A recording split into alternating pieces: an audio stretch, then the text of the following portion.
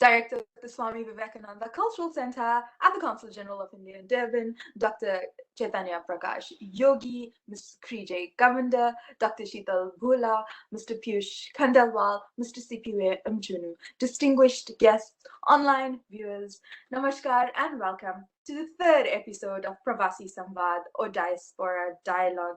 Indeed, today in our midst, we have two very dynamic and talented ladies, and that is Ms Krijay Govender, who's an actress, playwright and director, who will be interacting by Dr. Sheetal Bhoola, a UKZN academic and diaspora dialogue. Just a brief background about Krijay Ji. Krijay Ji has been voted by media as the funniest woman in South Africa and has been rated one of top 3 MCs by Gwen Gill at the Sunday Times newspaper. She works extensively hosting local and international events for government, business, and corporates, including events for heads of state and a FIFA World Cup. She has recently hosted international events in Turkey, India, Namibia, and the UK. Krijay Govender Ji is an award-winning actress, playwright, theatre producer, and director. Amongst her many corporate entertainment achievements, she was tasked with penning and conceptualizing the toast of Michael Jordan for his departure from banking. Here, she worked closely with R&B Sizwe Exana, as well as Paul Harris, founder and CEO of the First Strand Group, on his highly anticipated event. In the year 2013, she participated in the Edinburgh Festival as a playwright and a performer with cherry on top, and played Riyad Musa's granny in the movie Material. She also is an award-winning playwright, a woman in brown. She's worked as a radio presenter, columnist in print media, and is a published academic with a master's degree in arts. Namaste and welcome today on this episode of Pravasi Samvaad, Ms Krijay Govender and Dr. Sheetal Bhoola. Namaskar, everybody, and namaskar. Special, heartfelt, warm welcome to you, Krijay. Thank you for being here today with us. Thank you so much for having me. I'm so excited. I really am. Yes, and I think it's been long overdue, been years. We've seen you, as being part of the diaspora, we've seen you grow. As a young girl, I recall very easily the vivid images of you starting off as acting, and you've branched out and you've grown and you found your niche as a director. So tell me, how do you perceive your life, understand your life as directing, and where you are now? Well, I think I've always known I want to be an entertainer, and particularly in South Africa, there's not enough roles for Indian females. So that's why I branched into directing. And so really my career wasn't planned. It's just to stay employed that I branched out into so many things. You know, comedy is something that I embraced from a young age. My first job in entertainment was actually a clown when I was 12, and I worked as a clown right until 33 years old. So I've never done anything else. In fact, I said to a friend of mine the other day, I've never had a job outside of entertaining. I remember when I was at university, I said to my parents, I really want to work as a waiter. And then suddenly a role as a waiter actually came up in a production that was touring to Grandstand. And so I've never had a career outside of entertainment. But that said, I've done a range of things. So I wish I could say there was some grand plan, but it's really to stay employed as a minority group in South Africa. I do want to tell more stories about being South African Indian, and I'm waiting for that and the right movie and the right script, working on some things myself, because I have some there's lots of stories to be told. There really are. But at the moment, I'm telling largely South African stories and working for some, because I want to plant myself as a South African citizen. So I really like to be as inclusive as possible in my work. So, yeah. Absolutely. And you speak of great diversity, you speak of endless effort, just to be in the space, to be employed, like you say. So there's been a lot of personal growth, professional growth, I think, and of course, a lot of learning from all around. So tell us a bit about that, your success, the lessons you've learned, your personal perceptions of looking back, where you are, where you've come to. And I think that also lastly, just the impact of all your success and your achievements of those around you. So, well, thanks for that, Sheetal ji. I really appreciate it. I don't think I've achieved success yet. There's a lot to be done. I think for me, it's very important. I'm not a person that believes you can't achieve everything in life, but I am a person that believes that everything needs to be scheduled. You know, particularly as females, you know, we blindly sing this song of, oh, you can be anything. And I have 2 daughters, and I have a son as well, very little. The 2 daughters, and I'm very wary of selling them an unachievable dream of you can be anything in life. Yes, you can, but you have to schedule it. Because particularly if you are a female and you want to have a family, which I think is very, very important for human beings, you know, just to have a place called home in family. I think it's very important to share the message to young females, especially, that you can do all these things. You can have a great career, but you need to be very scheduled. It's not a wild dream. And for me, especially, whenever an opportunity comes my way, generally I never say no unless it goes against my values or beliefs, or I believe there's nothing I can add to the project.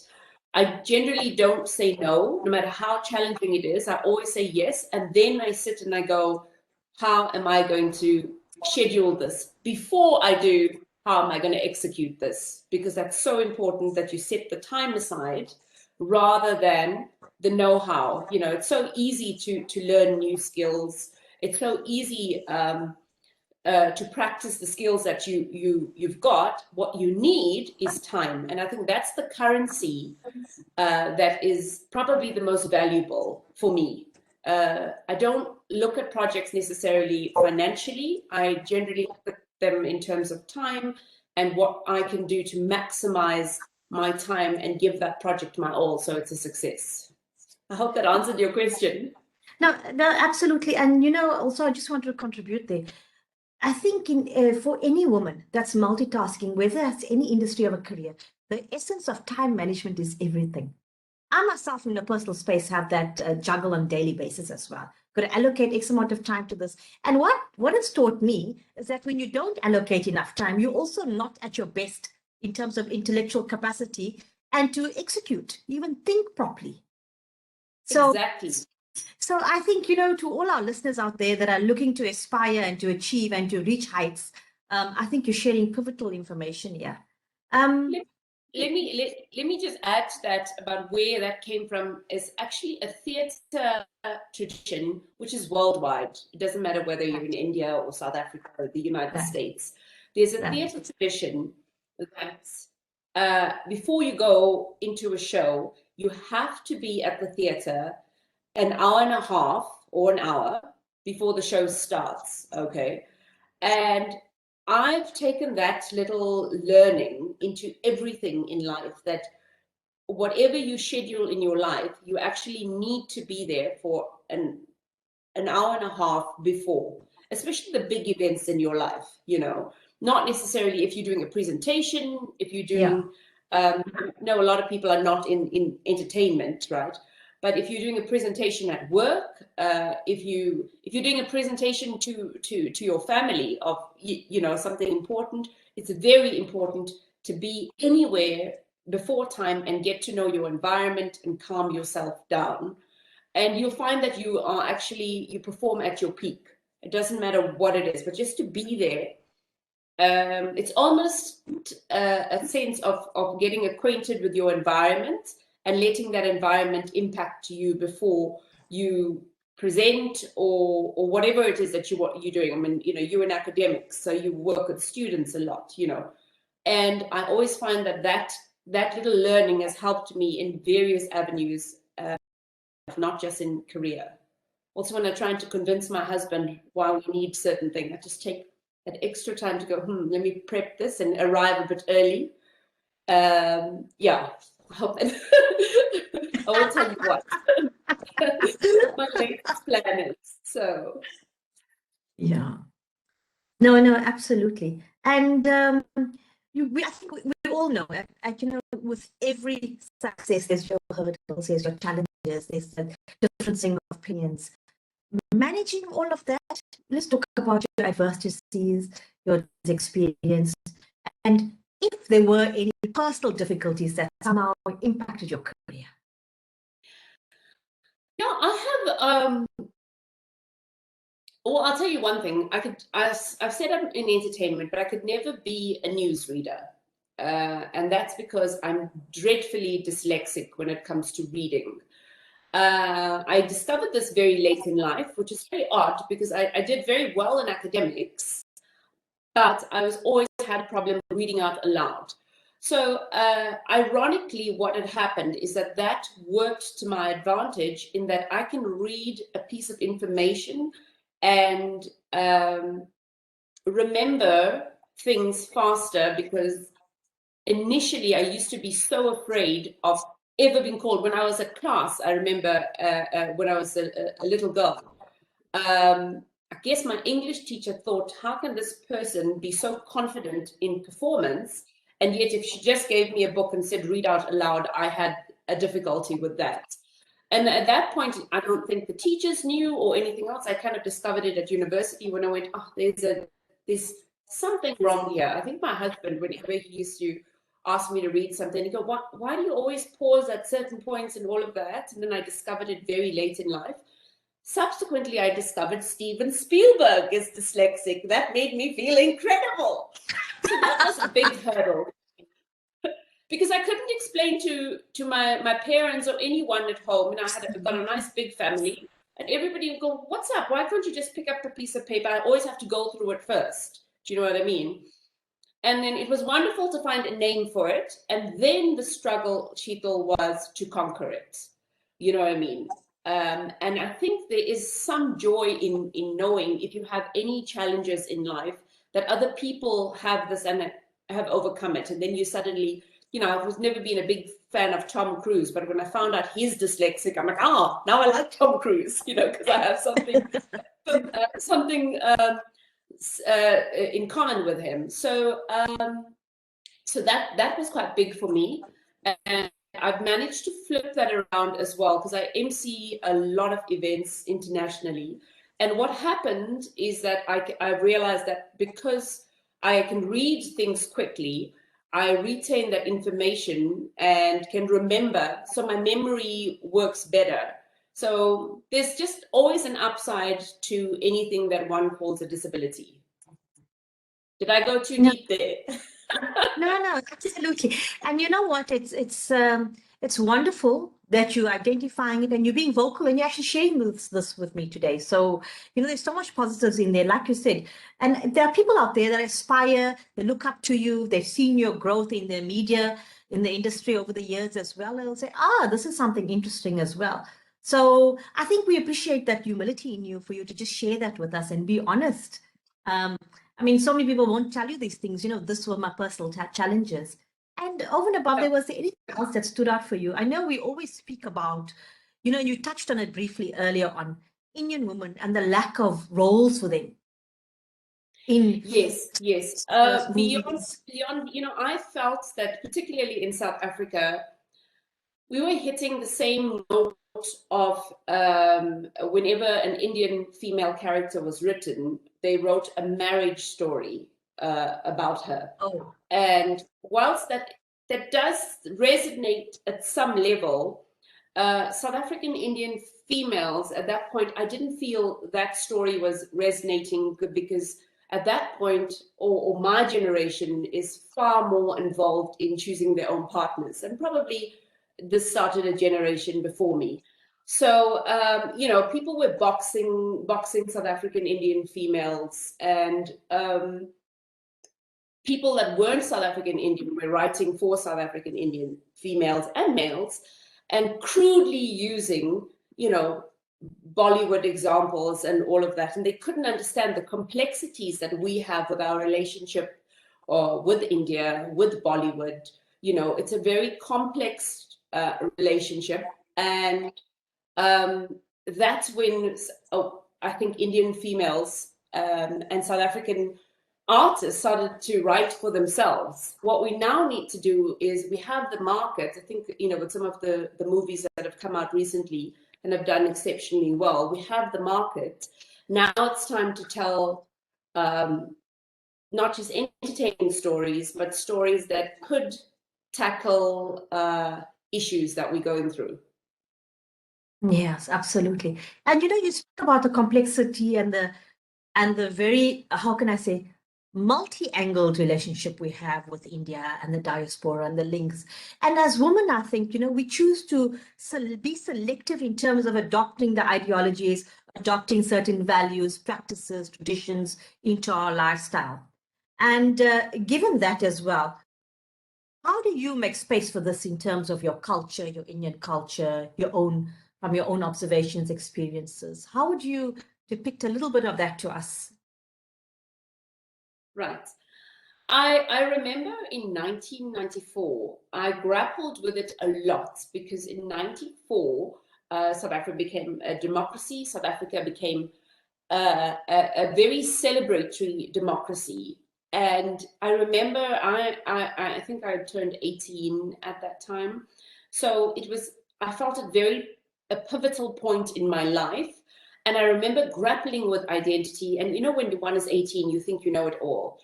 And I think what has happened with me since is that I've realized how blessed I am to have such a multifaceted identity.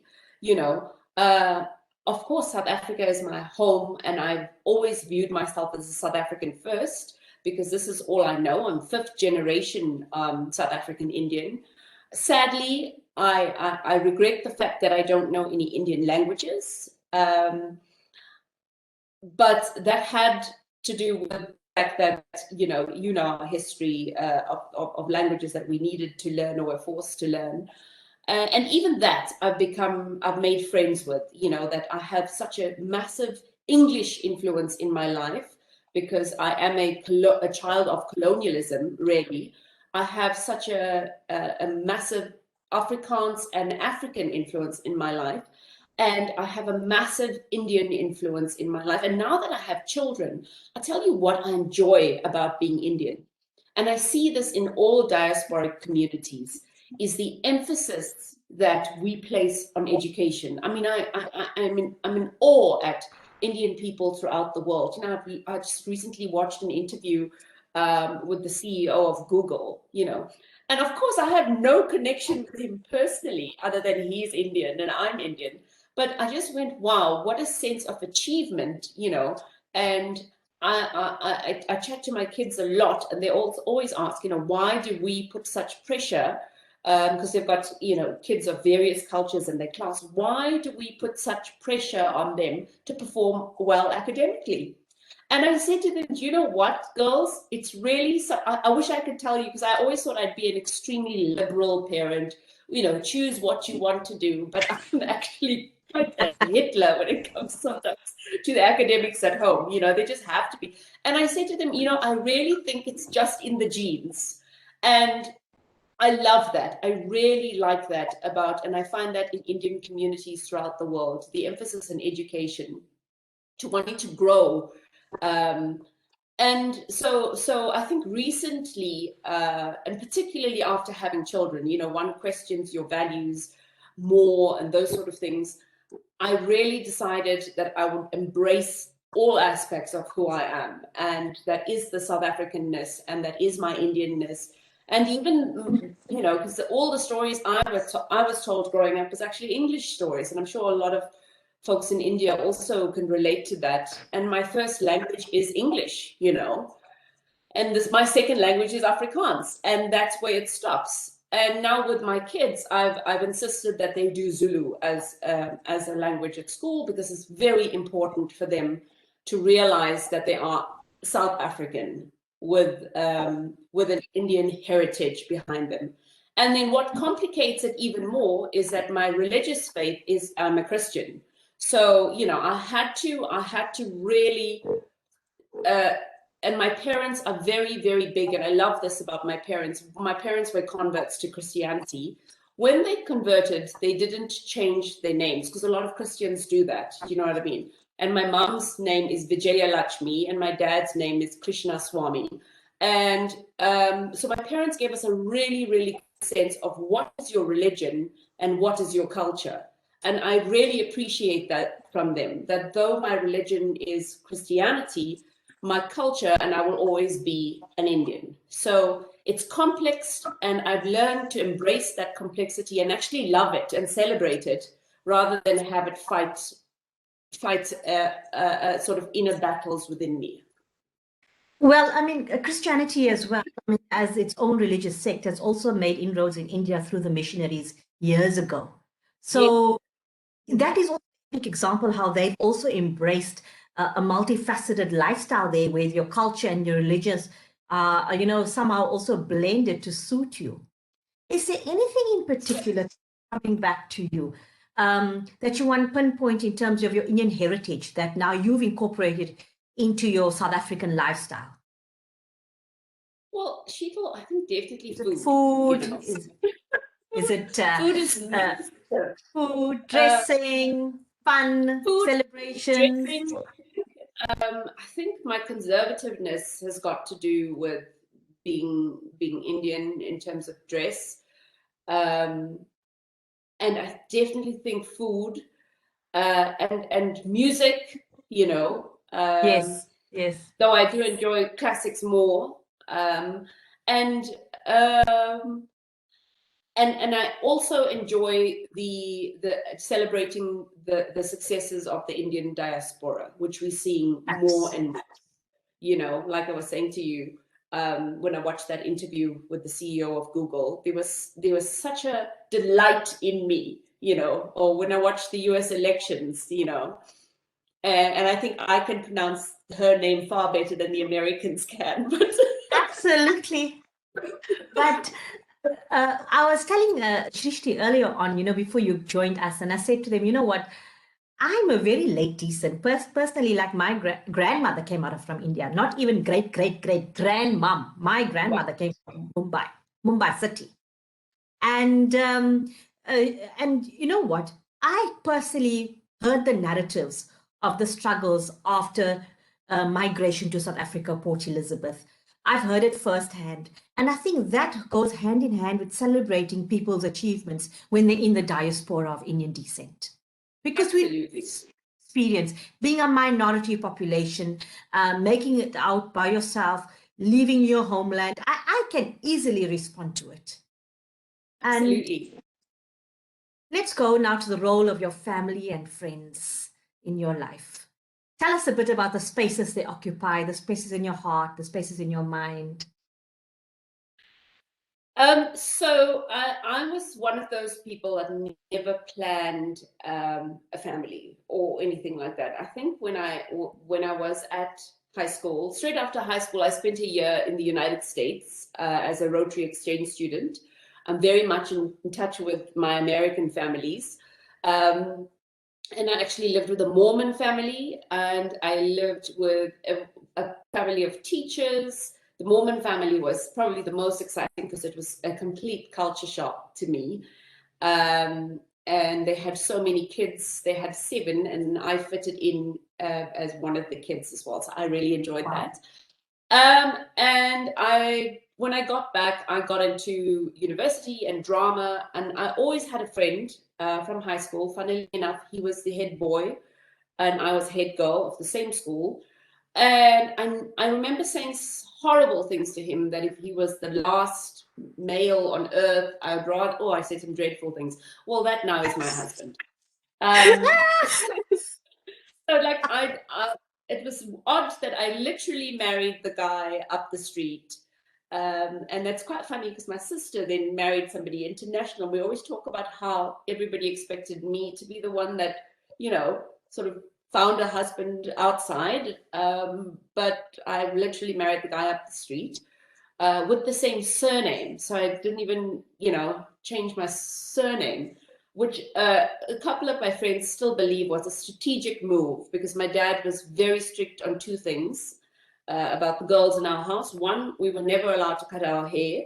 And two, if we got married, we had to take on our husband's surname. It didn't matter about feminist argument and all of that. So my sister's surname is now Hussein, and my surname remained Govender. And everybody strategically thinks that I did that to keep my surname, but that's not true. I just married somebody. And I will tell you something funny. I do tell people of other cultures with an absolute straight face. I say to them, I come from a family that has so much money that we wanted to keep the money within the family, so I married my cousin. And I used to think people get it, right? Because I do a lot of comedy, that it's funny, it's not true. But yes, somebody actually shared that story with somebody else, But I wanted to flip the stereotypes of, but it backfired on me. So I don't even tell that story anymore, because there is no money and he's not my cousin. What surprised me about myself, and I think my mum also said that, is that once after I got married, I had previously been quite rebellious and very outspoken in ideas of marriage and male dominance and all of that. And then once I got married, I realized that actually you can make the partnership, you don't have to follow norms, but you can make the partnership work with your own rules. Do you know what I mean? So I kind of fitted into the position, and I do still believe I fit into the position of wife very comfortably, which I always thought would be, a challenge for me. But I actually quite like the idea of meeting somebody and them supporting you and you supporting them. You know what I mean? And I know when to shut my mouth. I really do. And so I didn't expect myself. I think that surprised me the most, in terms of, you were talking about a space in your heart. So being married was something that I probably frowned upon when I was younger, and that has to do with growing in a minority group, in trying to educate yourself and having all these ideas of feminism and all of that put into you. And then when I got into it, I went, actually, this is quite lovely, and it's really nice to have a partner to walk through the challenges of life. You know what I mean? And it's even better for me that my husband is he studied as an engineer, and he's got a very, very analytical mind, and I obviously have a far more creative mind. And I think that the combination. The combination works. We bounce off each other. He sometimes just says to me, you do know that it's just a television show, when I get really, worked up about something. So it's really good to have a different perspective, and then me as well, not knowing anything that goes on in fiber or whatever it is that he's doing. I've got no clue. It's so boring, Sheetal. When I listen to those work conversations of his that they do, it is really boring. But, it's technical, and the country needs it to run, and I offer my 2 cents worth wherever I can. Friends is very important for me. I've lost all of you. There you are. Should I go on? Please. Okay. Friends are very important for me. I have a lot of friends in the arts, and that's very important for me. Creatively, it's very important, and we all have so much in common. But my closest circle of friends are actually, we have a big laugh about it, because we are from various different religions. There's probably about 6 or 7 couples, and we have various beliefs. What we do have in common is a willingness and a love to build South Africa. I know that about my friends. And one is a social worker, one is a teacher, the other is a businesswoman. And so it's really nice to have friends that I can bounce ideas share ideas of motherhood with. Another friend of ours is a homemaker or housewife, and she's really proud of that. And, you know, she offers a very different perspective of life. And for me, those friends are really, really important. But I'll tell you the Indian part of this, which is, should any one of us have a function or a tragedy. I lost my brother last year. I noticed that my friends suddenly just become workers. You know, they rock up, they do what needs to be done. And particularly this group, largely, we also, one is a Gujarat, from a Gujarati heritage, one is from a Hindi background, and I'm Tamilian. You know, it's a really nice mixed group. But let me tell you, when tragedy strikes, or when they need to show up, they are there. And they are there in full force. So that for me is what I call my tribe, you know, my tribe. Absolutely. That gets me through difficult times. And also there to celebrate, you know, and also to tell you, listen, that sari actually looks hideous on you, and you are too old Yes. to be wearing that. You have to cover your roles. Oh, yeah. Yes, yeah. In fact, what we do is that we don't ever say the curry is not good. We know who's good at what curry, and we outsource it. So I say, listen, I'm getting in-laws or whatever coming this weekend. You know, I have got no clue how to cook this chicken. You got to do it. Yeah. So I think those are, you know, the human exchange of love, of sharing and sense of belonging. I don't think anybody can add a touch of value to that. And talking about values, Krijay, just quickly in a line, tell us, what are your values? Highlight them for us. I think my most important value of recent is that it's better to give than to receive. And that particularly, not necessarily with charity of things as well, with your time and with credit.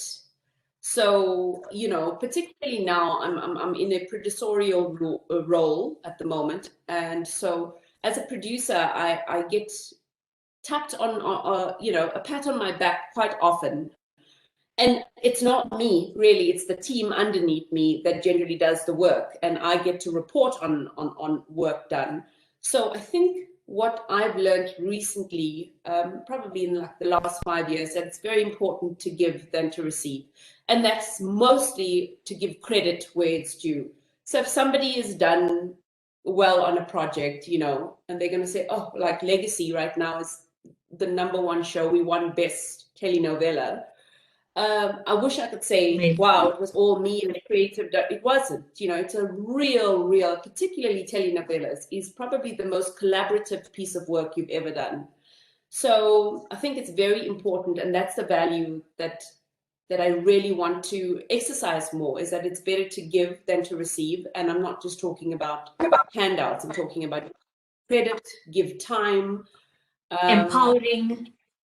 Absolutely. Which are probably, legacy is probably a combination of all of those things.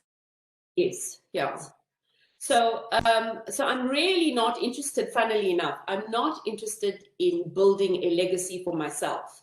I think when I was younger, it was always like, oh, you know, how are people going to remember me? And I was kind of falling for the sweet talk of motivational speakers. And I'm really not interested in that right now.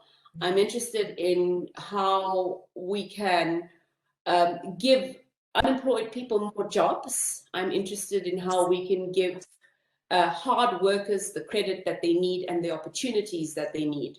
So that's also kind of been a shift. And I think that also, Sheetal, that has to do with also when you have kids and when you are given more responsibility in life, you know. So, I mean, I won't lie.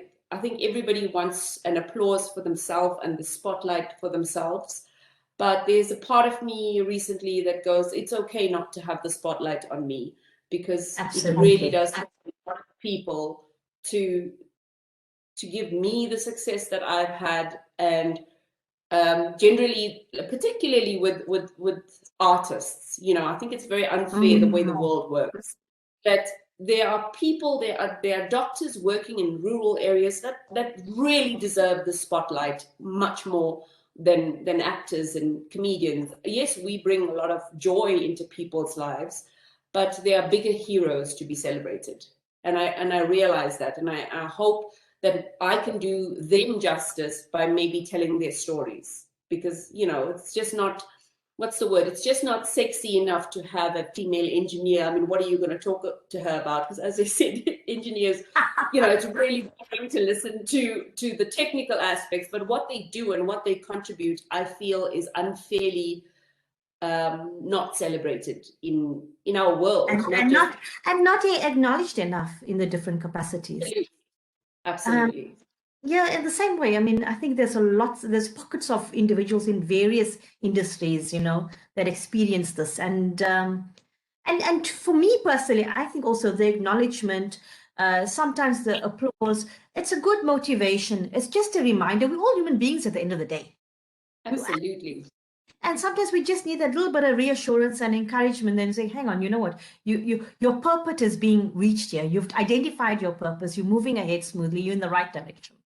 Absolutely. Tell us, going forward, now that we're talking about purpose, and I think you've quite defined in your purpose in life, and what are your future aspirations? Where to from here? You've got legacy on the world map. So we're soaring forward now. Where you see yourself? Okay, I don't have a 5-year plan because I realized that it's never worked. You know, they always ask you, what's your where do you see yourself in 5 years? That's exactly why I didn't ask you what's your 5-year plan, because it's never worked. I agree. And it's never worked for me personally. Never works for anyone. And when people ask you a question, you kind of go, wow, I can't even think of next week. Now I'm going to think of 5 years from now. Well, I'll tell you something. So much for my 5-year plan. In the middle of my PhD, I had my first child. That's it. That's it about being female. You just never know when you're going to get pregnant. I'll tell you one of my regrets. One of my regrets is I wanted more kids. I have 3. A lot of people think that's crazy, that everybody should, the universal 2. But I've decided that I'm measuring success in life by the number of kids people have, because big families are lovely, you know. And also, I always think that the more kids you have, the chances are that one of them is going to become super successful, and then they just pull the rest of you with. And I always envy Serena Williams' dad for that, because I go, he put in 2 horses in the race, and both of them took off. You know what I mean, in the tennis race. So my regret is I should have had more kids. I think I would have managed in a country like South Africa to have more kids. But where to from now is I've had the opportunity to do some films, but I've turned down a few films because I've always said, do I want my first film to be this, or do I want my first film to be that? So I'm kind of waiting either for a script, because I know that at heart I'm not an actress, I'm a director, you know, because a lot of people say, do you like to act or direct? I'm very comfortable in a director's chair. So I'm kind of waiting for the script. And then maybe Sheetal, you will say to me, don't wait for the script, but write the script. So there is that as well. So I really would like to do an exceptional film. That's my hope, you know. I do like telling the stories that we tell, and I know that I'm in people's houses every day with the stuff that's being produced right now. But I think everyone in my industry, particularly in the film industry, I would say, oh, I would love an Oscar or something for that, but I think now I'll just settle with a really good film. I mean, I don't need the award for it. A film that can travel and can be watched and can touch people. So, yeah. Yeah, and you know what? A little collaboration and money from India would be wonderful while I'm at it. You know, because they make so many films. They are the largest film industry in the world. You know, in the world, absolutely. So, and I just love the way they they just get on with it. It can produce so many films. I'm in awe of how fast and innovative and creative the Indian film industry is. The whole range of it, from like the big blockbusters to even the indie films, which are so, I mean, just incredible. And more people are watching them. But it would be great to have a little bit more collaboration with the Indian film industry here. I think all diasporic communities throughout the world would say that, you know, we'd like a little bit more collaboration. Sneaky politician, I just threw that in there. It's like, send some funds our way.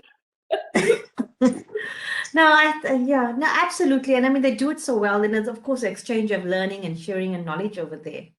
What, for everybody that's looking up to you, aspiring to become successful in broad range entertainment, what message have you got out there for younger generations and or anyone for that matter? Is there anything that you want to don't? No, don't say that. Okay, no, I'm kidding. I think don't look at, I think in every job or every career or every project, don't look at the bright lights. That should never be the focus, nor should the finances of things, nor should the fame. I mean, I do get a mail, I'd say every 2 weeks, from a South African youngster saying, I want to be famous, you know. And those mails I have a stock response to. And then every now and then I get a mail saying, I really want to be an actor. Here's what I've done. Here's what I've written.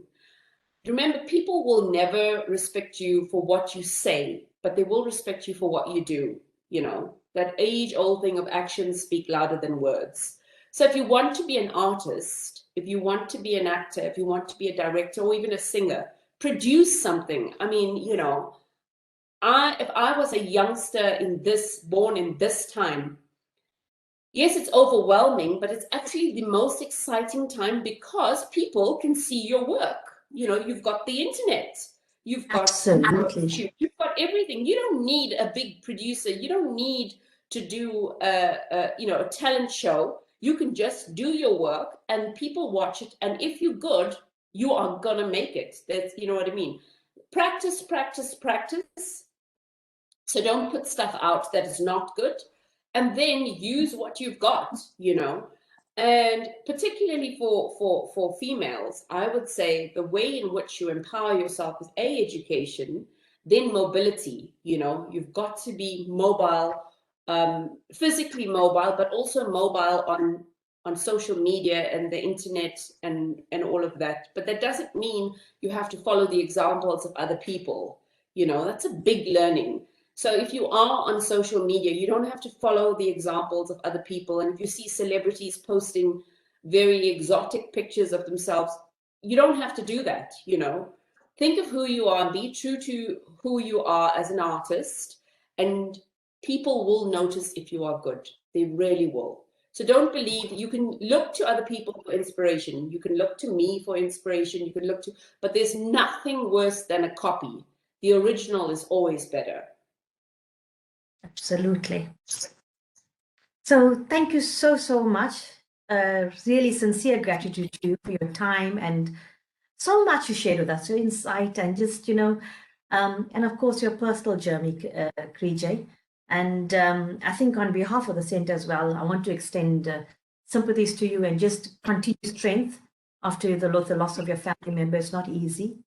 But steer ahead and reach for the stars as you've always been. And I think we all aspire to see your name out there and continue flying that legacy high.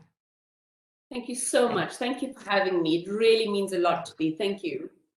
No, pleasure. Indeed. Thank you so much, Ms Krijay Govender and Dr Sheetal Bhoola, for that very, very profound, interesting interaction. Thank you so much, Krijay ji, for taking us through your journey and for sharing your experiences and your knowledge and everything with us.